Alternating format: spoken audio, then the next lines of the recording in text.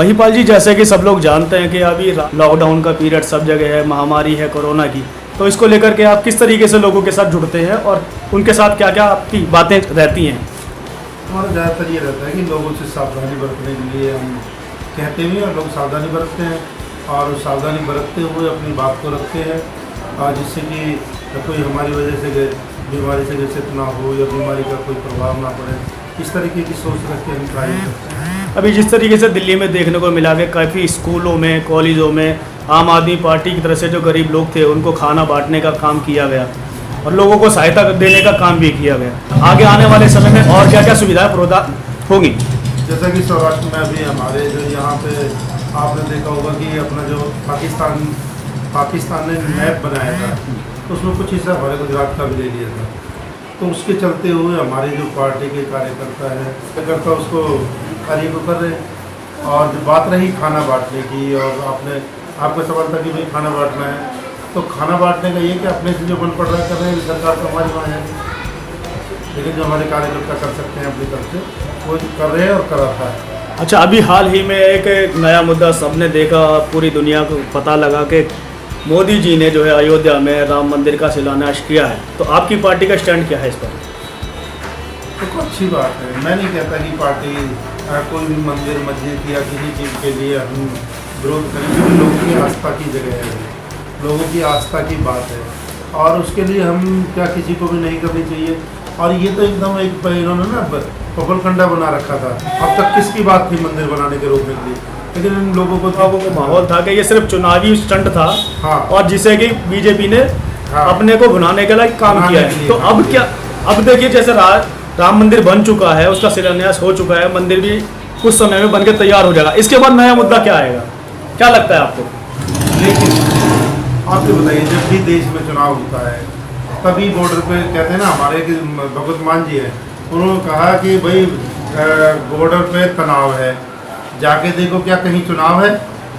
तो मेरा कहने का तो ये कि ये जब भी चुनाव आता है तो बॉर्डर पर लड़ाई झगड़े वगैरह वगैरह, ये ऐसा क्यों होता है? बीजेपी ये हिंदू तत्व पे ये सरकार बनी है, मंदिर मस्जिद गौ। अब जैसे ये बात ये बोलते गाय के लिए इन्होंने कहा कि भाई हमारी जो गौ माता है, अच्छी बात है, गौ माता हम भी कहते हैं कि भाई किसी को तो मानना चाहिए, लेकिन दिल्ली में गौशालाएँ हैं, तक इन लोगों ने जिसमें से सैलरी जाती है गौशाला वालों की, गौओं के लिए चारा भी आता है। अभी आपने बड़ी अच्छी बात की कि गौशाला की जो बात की है, वो गौशाला की बात करते हैं, गौ को माता मानते हैं। अभी आपने खुद देखा होगा, कुछ समय पहले कुछ फोटोज वायरल हुए थे कि गौशाला के अंदर कम से कम हजारों गाय मरी पड़ी हैं। आखिर इसका क्या? यहाँ पे सरकार बना देते हैं, उसके बाद में गौ माताओं को उनको कभी ये नहीं देखते। इन्होंने आज तक गौ माताओं के जो हमारा जो फंड होता है वो गौ माता का रिलीज नहीं करा, 60 करोड़ रुपए इन्होंने नहीं करा। अब जो गौ आश्रम चला रहे हैं उन लोगों ने कहा है भाई अगर नहीं कर पाओगे तो हमारे सकते हैं, हम तो रोड पे छोड़ देंगे। आज तक इन्होंने उनके लिए क्या किया? जिन लोगों ने गौओं को रोडों पे और खत्तों पे जो मतलब भटकने के लिए छोड़ रखा है, ये उनके लिए क्या कर रहे हैं? हाँ, कहीं कोई दूसरा बेचारा दलित भाई या मुस्लिम भाई अगर किसी आप उनके घर में अगर या ज़मीन में नुकसान कर रही है, उसको थोड़ा सा भी धमका दें या किसी चीज़ को कह दे तो उस पर ये उसको मारने के लिए, उस पर आरोप न लगाने के लिए, बंद करने के लिए तैयार हैं। लेकिन ये नहीं देखते कि गौओं की क्या हालत हो रही है, गौओं के लिए कोई चारा भी देना चाहिए, गौ के लिए कोई सुविधा करनी चाहिए। इन चीज़ों पर गौर करनी चाहिए ना इन लोगों को। अभी आपने एक बड़ी बात कही है कि गौ माता को रक्षा करने के लिए तो आदमी तक को मार दिया जाता है। तो क्या ये जो राजनीति है, क्या ये आप सही मानते हैं इसे, या इन्हें सत्ता में बने रहना है और भारत को लूट के खाना है, भारत को बर्बाद करना है? आपने देखा नहीं, आज ये देखिए आप, पूरा देश जानता है, पर क्या है कि गुमराह कर रखा उन लोगों को भाई धर्म के नाम पे उन लोगों को गुमराह कर रखा। नहीं तो आप होता है भारत की GDP कहाँ से कहाँ आ गई, भारत में महंगाई कहाँ से कहाँ चली गई, भारत की अर्थव्यवस्था कितनी डाउन हो चुकी है, लेकिन इन्हें किसी से कोई मतलब नहीं है। ये जैसे मदारी आता है ना, अपना कर रहे हैं, मदारी है ये। अभी आपने एक बड़ी बात की कि देश की अर्थव्यवस्था GDP ग्रोथ गिरती जा रही है। यहीं आपको दूसरी तरफ देखने को मिलता है कि जितने भी पहले सरकारी तंत्र थे, चाहे वो रेल हो, मेल हो, जेल हो, गेल हो, जो भी सरकारी तंत्र थे जिन्हें हम ये कहते थे कि राष्ट्रीय उद्यम है और राष्ट्र के लिए सर्वोपरि है, जिन्हें स्वर्ण रत्न भी कहा जाता था, आज की डेट में वो सारे के सारे प्राइवेट कर दिए गए हैं, वहाँ से नौकरियाँ ख़त्म कर दी गई हैं। आम आदमी इस समय परेशान है। कोरोना की बीमारी को लेकर के भी जितना 4-5 महीने से लॉकडाउन जो पीरियड चला, किसी के पास कोई काम धंधा नहीं था, जो पैसे थे वो भी खत्म हो चुके। तो इसके बाद आगे की अर्थव्यवस्था कैसी रहेगी? तो बात अर्थव्यवस्था नहीं, आपने कहा कि भाई ये जो सारा का सारा प्राइवेटेशन करने जा रहे हैं, हो चुका है। हाँ, हो चुका है, और कुछ रह गया उसको भी कर देंगे अगर इनकी चली तो।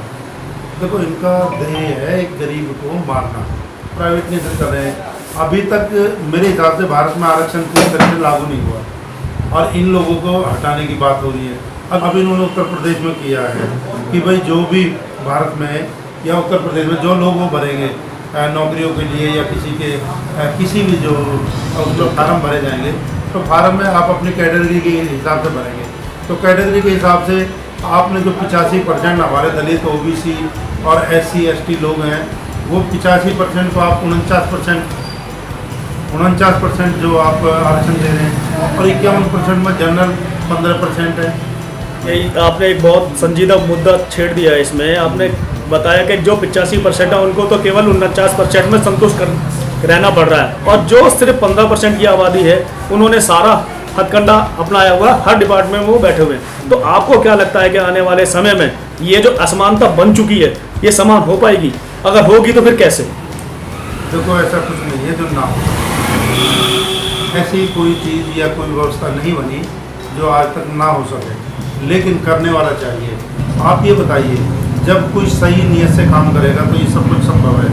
राजा ही पक्ष लेवल का हो जाएगा, वो पक्षपात करेगा तो प्रजा का क्या होगा?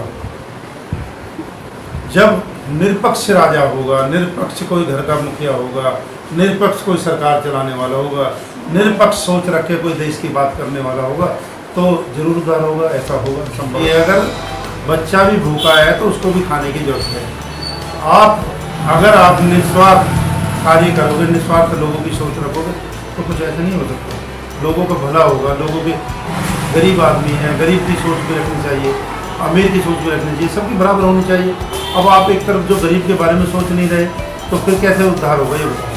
तो जिस प्रकार से दिल्ली में आज केजरीवाल जी दूसरी बार, तीसरी बार बल्कि मुख्यमंत्री बने, सत्ता में काबिज हैं और दिल्ली की जनता भी खुश है, तो क्या लगता है कि ये जो प्रसार है पूरे भारत में फैलेगा? मेरा कहने मतलब, जैसा भी आपने कहा कि ये दूरियाँ, अगर इन दूरियों को इसी तरीके से अगर केजरीवाल की तरह कार्य करें। देखो, केजरीवाल जी का क्या है, केजरीवाल जी एक हर दर्द को समझते हैं और हर एक दर्द की वो जो दवा देना चाहते हैं। और अब कुछ लोगों की क्या है कि कुछ लोग समाज के नाते काम करते हैं, कुछ लोग मतलब जो अपना पार्टी के कार्यकर्ता के नाते काम करते हैं, और कुछ लोग अपने स्वार्थ से काम करते हैं। लेकिन केजरीवाल साहब का ऐसा नहीं है। केजरीवाल साहब क्या करते हैं, वो दर्द को देखते हैं और वो मेन पॉइंट पर जाके कार्य करते हैं। अभी आपने देखा होगा, अब जो लॉकडाउन लगा, लोगों के लिए खाना दिया, उसमें कोई नहीं देखा कि पार्टी का बीजेपी का है, कांग्रेस का है या कोई अन्य पार्टी का है। उन्होंने सबको खाना दिया, सबके लिए कार्य करा।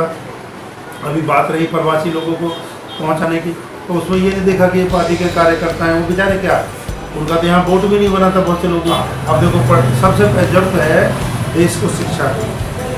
बाबा साहब भीमराव अम्बेडकर अगर शिक्षित ना हो, उनको अगर ज्ञान नहीं होता तो संविधान नहीं लिखा जाता। आज लिखने के बावजूद भी संविधान चल रहा है, उसके बावजूद भी आज तक इन लोगों ने उसको लागू नहीं किया। अगर उस संविधान के आधार पर लागू कर देते और कार्य करते, तो आज हमारा देश हकीकत में सोने की जगह होता। लेकिन यहाँ जो हमारे देश में जातिवाद, हमारे देश में धर्मवाद, हमारे देश में ऊंच नीच, हमारे देश में आपातेरी, ये हमारे देश को समझ नहीं है। तो नहीं, जब देश के हित की बात नहीं होती तो देश का उद्धार कैसे होगा? और उन्होंने शिक्षा पे काफ़ी अपना बजट का हिस्सा रखा हुआ, और उससे आपने देखा होगा आपके जो सरकारी स्कूलों के 58% रिजल्ट आ गया, 98% रिजल्ट आया है। ये पहली बार हुआ है। और जो कि प्राइवेट होता था, प्राइवेटों को फेल किया। तो मेरा कहने मतलब ये है, देखो, गरीब आदमी को उद्धार कहाँ से मिलेगा? गरीब आदमी को उद्धार कहाँ से होगा? गरीब का बच्चा जब शिक्षा मिलेगी, गरीब के बच्चे को कहीं रोजगार मिलेगा, गरीब के बच्चे को कहीं जो सोचने का जो मतलब समय मिलेगा, तभी तो कोई उद्धार होगा।